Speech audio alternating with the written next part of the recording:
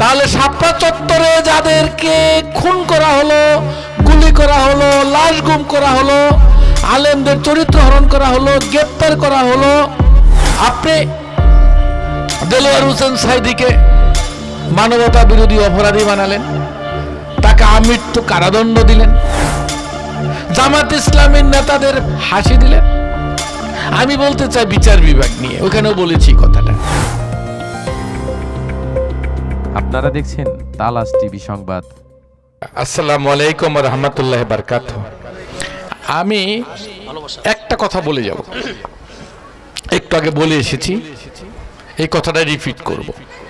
এই যেখানে মাওলানা সাহেব আছেন, তিনি যদি হাফেজ হন, একজন মুফতি হন, তাহলে কোরআনটা তার ভিতরে অবস্থান করে, তাহলে তাকে যদি আমি অপমান করি, তাহলে কিন্তু কোরআনকে অবমাননা করা হইল। কথা কি যুক্তি না অযুক্তি?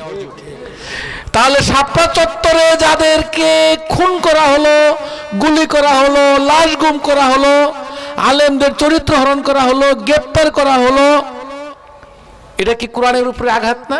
ঠিক, অবশ্যই সেটা কোরআনের উপরে আঘাত। এটা কি যদি ভুল হয়ে থাকে আপনি বলেন?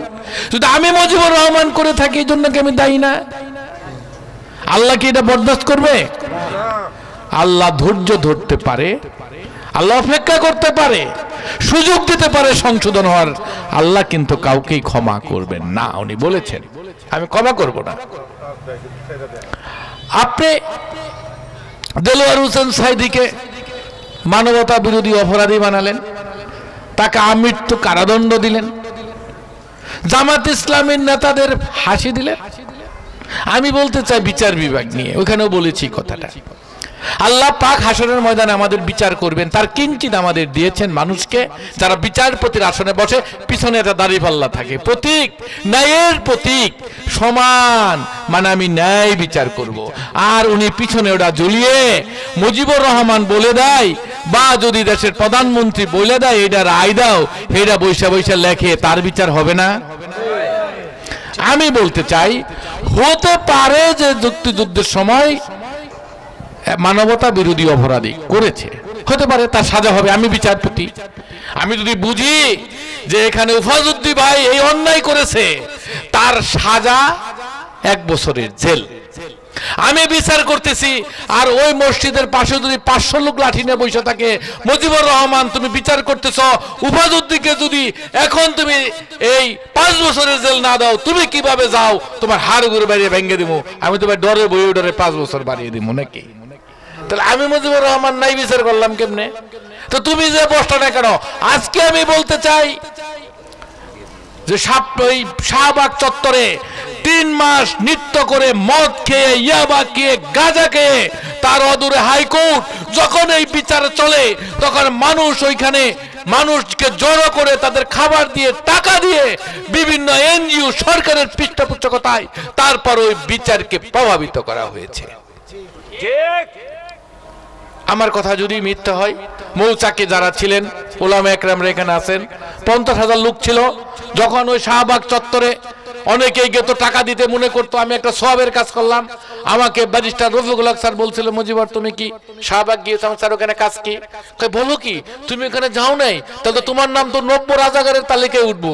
আমি কই স্যার, ওইখানে যাওয়াটা কি আল্লাহ মাফ করুক উমরার সমান কোনো সওয়াব পাওয়া যাবে? আমি জানি ওইখানে বেহায়া হয়, ওইখানে নারী পুরুষ যে কাণ্ড করে, ওইখানে কোনো মুসলমানের যাওয়া উচিত না। স্যার আপনি যদি যেয়ে থাকেন, টাকা দিয়ে থাকেন, এটা অন্যায় করেছেন। রফিকুল হক স্যারের মতন ব্যারিস্টারকে, দেশের আইন অ্যাটর্নি জেনারেলকে বলেছিলাম। এবং ওই মৌচাকের ময়দানে যখন শাহবাগ চত্বর নিয়ে মানুষ প্রশংসা করে, ওইখানে আমি মাগরিব, পূর্ব মাগরিবে আমি বক্তৃতা করেছিলাম যে শাহবাগ চত্বরকে এখনই পিটিয়ে উঠিয়ে দেওয়া উচিত। শাহবাগ চত্বর দেশের বিচার বিভাগকে ধ্বংস করছে। তারা কোনো অবস্থাতে বিচারপতিকে থ্রেট করতে পারে না যে তুমি যতক্ষণ রায় না দিবা আমরা শাহবাগ চত্বর থেকে যাবে না। আমি বলতে চাই, এটা যদি আপনি বিচারপতি হন, তাহলে আপনার কলমে যা লিখেছে সেটা ন্যায় বিচার কিভাবে হলো? সরকার আমাদের 50 লক্ষ লোককে গুলি করে তাড়িয়ে দিতে পারলো, হেফাজতের লক্ষ লক্ষ মানুষকে গুলি করে তাড়িয়ে দিতে পারলো, শাহবাগ চত্বরে বিচারপতিদের লাঠি শুটি নিয়ে মারার হুমকি দিয়ে বিচারের রায় নেওয়া হলো, সরকার তো তাদের উঠিয়ে দিল না। তো ন্যায় বিচার কেমনে হলো? এই দেলোয়ার হোসেন সাঈদীর এলাকার একটা লোকও বলে নাই যে কেউ সে মানবতা বিরোধী অপরাধ করেছে। খালেদা জিয়া চুরি করলেন না, টাকা তুললেন না, 2 লাখ 6 লাখ হইল, তাকে সাজা দিল, তার বাড়ি থেকে তাকে বের করে দিল, রায় দিয়ে তত্ত্বাবধায়ক সরকার ব্যবস্থা বাতিল করে দিল, নিজের ইচ্ছা মতো ভোট নিল, তারেক রহমানকে সাজা দিল। খালেদা জিয়া আপিল করলো, পৃথিবীতে নাই আপিল করলে কোনোদিন সাজা বাড়ে। খালেদা জিয়ার ক্ষেত্রে সেই সাজা বাড়িয়ে দেওয়া হলো, তার চিকিৎসার সুযোগ দেওয়া হলো না, বিদেশে যাওয়ার সুযোগ দেওয়া হলো না, আমাদের নেতাদের ধরে ধরে চাঁদা নেওয়া হলো, গ্রেপ্তার করা হলো। আমাদের 28শে আগস্টে আমাদের গ্রেনেড চার্জ করে, সাউন্ড গ্রেনেড দিয়ে গুলি করে অসংখ্য নেতা কর্মীদেরকে আহত নিহত করা হলো। বিরোধী দলের উপর স্টিম রুল চালানো হলো।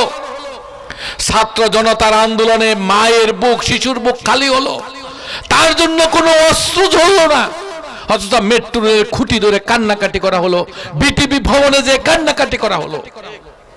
আল্লাহ কি এত কিছু সহ্য করবেন? আপনার বাবা মার জন্য আপনার কষ্ট হয়, ভাই বোনের জন্য কষ্ট হয়েছে, কিন্তু 1,500 থেকে 2,000 মানুষের প্রাণ নিলেন, আপনি নির্বিচারে গুলি করলো আপনার পুলিশ বাহিনী, তাদের লাশগুলো পর্যন্ত আনতে দিলেন না। আজকে আন্দারমানিকের একটা লাশ চেয়ে আমার কাছে কান্নাকাটি করেছে তার মা, আমি 3 দিন চেষ্টা করেও তার থানা থেকে লাশটা বুঝিয়ে দিতে পারি নাই। আল্লাহ আছেন না? দেখেন, আল্লাহ বলতেন সকালে রাজা, বিকেলে ফকিরি করে দিতে পারি। বাংলাদেশের ক্ষেত্রে আপনাকে দেখিয়ে দিল, বিকেল পর্যন্ত যাইতে দেয় নাই, তুমি ভাত পাক করেছো, তোমার ভাতটা খাবার সুযোগ দিলাম না, রিজাইন করো, হেলিকপ্টারে উঠো, তুমি তোমার প্রিয় দেশে চলে যাও, বাংলাদেশের মানুষের পরিচালনা করার যোগ্যতা তোমার নাই।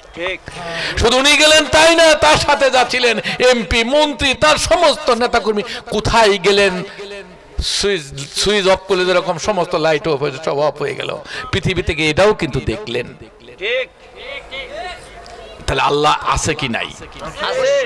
ওই যে বলেছি, কোরআনের উপরে আঘাত করেছেন, আলেমের উপরে আঘাত করেছেন, খালেদা জিয়ার চিকিৎসার সুযোগ দেন নাই, আপনি ইচ্ছা মতো কোরআনকে ব্যাখ্যা করেছেন।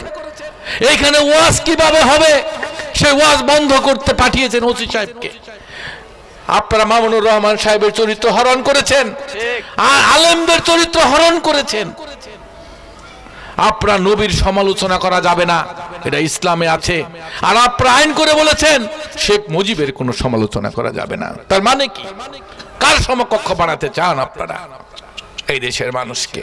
মুজিবুর রহমানের আমায় মেয়র, আমার ভালো মন্দ থাকতে পারে না, আমার প্রতিপক্ষ থাকতে পারে না, সমালোচনা করবে না? গণতন্ত্রের অন্যতম দিক হলো সমালোচনা, গঠনমূলক সমালোচনা, সেটাও করতে দিবেন না। অর্থাৎ কোথায় ঊর্ধ্বে উঠাতে চেয়েছেন সেটা বলে আমি পাপ করতে চাই না।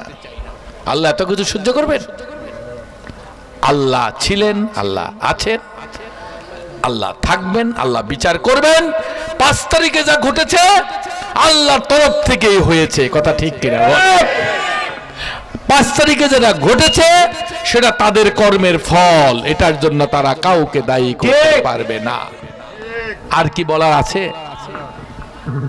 এই কথাটা রাজনৈতিক না, এই কথাটা তারা যা করেছে, যদি আমি মুজিবুর রহমান করে থাকি মেয়র থাকতে, আল্লাহ আমাকেও মাফ করবেন না, আমাকেও দিতে, আমার কর্মের ফল আমাকেই ভোগ করতে হবে, প্রত্যেকটা মানুষকেই ভোগ করতে হবে। আমি যদি দায়িত্ব পালনের 20 বছর দায়িত্ব পালন করেছি আপনাদের, 2.5 বছর সময় থাকতে সরকার 323 জনের সাথে আমাকেও সরিয়ে দিয়েছে, অথচ আমি আপনাদের সাথে আন্দোলনে ছিলাম। তো এখন কার কাছে যাবেন? এখন তো আপনার মেয়র নাই, 2.5 বছর আমার মেয়াদ ছিল, আপনি আমার কাছে যাবেন দরকার পড়লে, আপনার কাজের কথা আমাকে বলবেন, কারণ চুক্তি হয়েছিল 5 বছরের, আপনার সাথে 2.5 বছর গিয়েছে, তো 2.5 বছর বাকি আছে না? আপনি আমার কাছে যাবেন, ডাকবেন, আমি আপনার কাজ কলম দিয়ে করে দিতে না পারলো, ওই অফিস আমি 20 বছর সাজাইছি না, আমি করে দিব। আপনার জন্য তদবির করব, আপনার জন্য হাতে ধরবো, দরকার হলে পায়ে ধরবো। উন্নয়নের কথা বলবেন, যাওয়ার আগে 150 কোটি টাকার কাজ করে টেন্ডার করে গেছি, 150 কোটি। এই যে আরএল থেকে রাস্তা হইতেছে না নেতারা, নাকি হয় না? কয়ে গেছিলাম আগে, কাজ শুরু হয়েছে পরে, কথা ঠিক? হাবিবপুর থেকে 7টা টেক্সটাইল রুটের কাজ চলছে না? চলছে, বলে গিয়েছি চলছে। আরো কত কাজের কথা শুনবেন। হরিণহাটির রাস্তার কাজ শুরু হয়েছে, অ্যাপেক্স থেকে অ্যাপেক্স রুট ওই রাস্তার কাজ শুরু হয়েছে। প্রত্যেকটা রাস্তার কাজ 150 কোটি টাকার কাজ। এখন বলতে পারেন আপনি তো নাই, যদি এগুলা চুরি হয়ে যায় কেন হবে? আমি আছি না, আমি থাকতে 1 টাকা ফেরতও যাবে না, চুরিও হবে না, কোন রকম সুযোগ নাই ইনশাল্লাহ। আমি কথা দিয়ে গেলাম এই 150 কোটি টাকার কাজ হবে। আর বলবেন যে আমাকে নতুন বরাদ্দ কি হবে? আমি মেয়র থাকতে যতগুলো উন্নয়নের প্রতিশ্রুতি দিয়েছিলাম, আমি মেয়র থাকি আর না থাকি, আমি তদবির করে পৌরসভায় সেই টাকায় আনবো, সেই স্কিম পাশ করাবো। মেয়র না থাকলেও আমার প্রতিশ্রুতি সেই সমস্ত কাজ আরো নতুন করে বাস্তবায়ন করার জন্য আমার যা করার আমি তাই করব। এই কথাটা আমি বলে গেলাম। মানুষ পাশ কাটিয়ে যায়, আমি গেলাম না, কারণ ওই দুর্দিনে যে আপনি আমার সাথে ছিলেন আনসার একাডেমি কেন্দ্রে, একদিনও আসি নাই। মা বোনেরা সব ভোট দিচ্ছেন, দেখলেন না, জানলেন না। তাহলে আমি এখন আপনি বলে দিতে হবে কেন? এখন আমি বলে দিব যে আপনাদের সমস্যাগুলো কোথায় কোথায় হবে, কিভাবে কাজ করবেন, আমি সেই দায়িত্ব নিয়ে গেলাম। আপনাদের সবার কাছে দোয়া চাই, সবাই ভালো থাকবেন। বিএনপি যারা করেন তারেক সাহেবকে যদি বুঝে থাকেন, আর একটা বার তাকে এই দেশের খালেদা জিয়াকে মুক্ত দেখেছি, কি না দেখার বাকি রইল? খালেদা জিয়াকে মাথা নত করে সেই সেনাবাহিনী সালাম দিল। তারেক রহমান দেশে আসবে, নির্বাচন হবে, তারেক রহমান দেশের প্রধানমন্ত্রী হবে, ওইটা দেখা পর্যন্ত যাতে আল্লাহ পাক হাত দারাজ করেন, হাত দেন।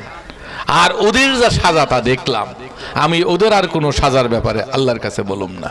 আল্লাহ যা দিয়েছে চাওয়ার চাইতে বেশি দিয়েছে, চাওয়ার চাইতে বেশি দিয়েছে। আমরা সবাই ভালো থাকবো। কেউ বিএনপি আলারা ডিস্টার্ব করবেন না, কাউকে কোনো মানুষকে অত্যাচার করবেন না, লুটতরাজ করবেন না, মদ গাঁজা হিরোইনকে প্রশ্রয় দিবেন না। এটা বিএনপি। আমি মেয়র 20 বছর ছিলাম, আমি কোন ধরনের মানুষ জানেন। আমি কখনো ক্ষমতার অহংকার দাম্ভিকতা দেখাই নাই। যারা দেখাবে তারা তারেক রহমানের উত্তরসূরি হতে পারে না, তারা খালেদা জিয়ার সৈনিক হতে পারে না, তারা জিয়াউর রহমানের সৈনিক হতে পারে না, তারা ইসলামের সেবক হতে পারে না। বিএনপি ইসলামের আদর্শে বিশ্বাসী একটা দল। বিসমিল্লাহির রহমানির রহিম যোগ করেছে তারা সংবিধানে।